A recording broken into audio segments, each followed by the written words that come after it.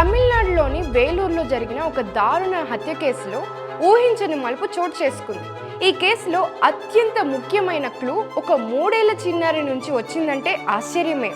అదే ఆధారంగా ఈ మిస్టరీని ఛేదించారు పోలీసులు. వేలూరు జిల్లాకు చెందిన భారత్ వృత్తిరీత్యా వంట మాస్టర్ చెన్నైలోని ఓ హోటల్లో విధులు నిర్వహిస్తున్నారు.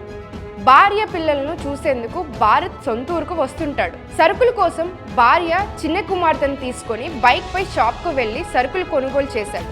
ఇంటికి తిరిగి వస్తున్న సమయంలో రోడ్డుపై అడ్డంగా కొబ్బరి మట్టలు కనిపించాయి. వాటిని దాటే యత్నంలో అదుపు తప్పి క్రింద పడిపోయాడు. అయితే అక్కడే మాట వేసిన ఓ వ్యక్తి కత్తితో భారత్పై తీవ్రంగా దాడి చేయడంతో బాధితుడు ఘటనా స్థలంలోనే ప్రాణాలు విడిచాడు. చిన్నారి అమాయకపు మాటలు విచారణకు కొత్త దారిని చూపించాయి. వాటిని బేస్ చేసుకొని దర్యాప్తు కొనసాగించిన పోలీసులు భారత్ హత్యకు ప్లాన్ చేయించింది ఆయన భార్య నందినియే అని నిర్ధారణకు వచ్చారు.